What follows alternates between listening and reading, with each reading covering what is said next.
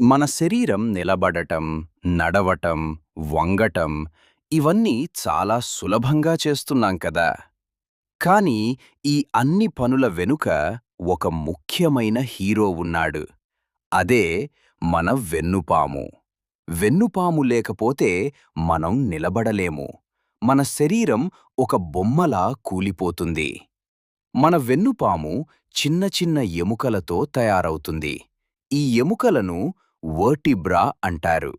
మొత్తం ఇది 5 భాగాలుగా ఉంటుంది. Cervical, thoracic, lumbar, sacrum, coccyx. ప్రతి భాగం మన శరీరంలో ఒక ప్రత్యేకమైన పని చేస్తుంది. మన తల నుంచి కింద భాగం వరకు అన్నిటినీ కనెక్ట్ చేస్తుంది. వెన్నుపాము మన శరీరానికి ఒక బలమైన స్తంభంలా ఉంటుంది. మన తల, ఛాతీ, చేతులు ఆల్ వెయిట్‌ని ఇది సపోర్ట్ చేస్తుంది. మనము నిలబడినా, కూర్చున్నా, నడిచినా మన శరీరం బ్యాలెన్స్‌లో ఉండటానికి కారణం ఇదే. వెన్నుపాము లేకపోతే మన శరీరం సపోర్ట్ కోల్పోతుంది. మనము ముందుకు వంగటం, వెనక్కి వంగటం, ఎడమకుడి తిరగటం ఈ అన్ని మూవ్‌మెంట్స్‌కి కారణం మన వెన్నుపాము. ఇది చాలా ఫ్లెక్సిబుల్‌గా ఉండటం వల్ల మనకు ఫ్రీడమ్ ఆఫ్ మూవ్‌మెంట్ ఇస్తుంది. వెన్నుపాము గట్టిగా ఉండి ఉంటే మనము రోబోలా కదలాల్సి వచ్చేది.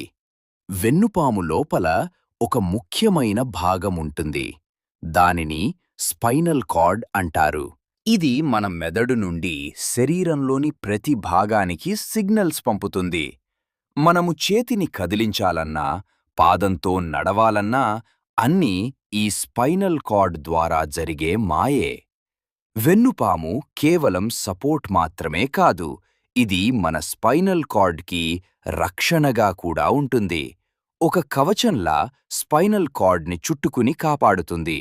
ఈ రక్షణ లేకపోతే మన నర్వ్ సిస్టమ్ చాలా సులభంగా డ్యామేజ్ అవుతుంది. మనము తప్పు పోస్చర్‌లో కూర్చోవడం లేదా ఎక్కువసేపు వంగి ఉండటం వల్ల వెన్నుపాము సమస్యలు మొదలవుతాయి.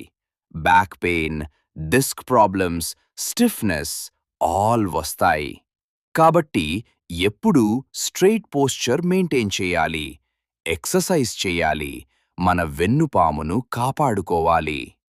మన వెన్నుపాము ఒక బ్యాక్‌బోన్ మాత్రమే కాదు, అది మన శరీరానికి స్ట్రెంగ్త్, సపోర్ట్, లైఫ్ లైన్. దాన్ని బాగా చూసుకుంటే మన జీవితం కూడా హెల్తీగా ఉంటుంది.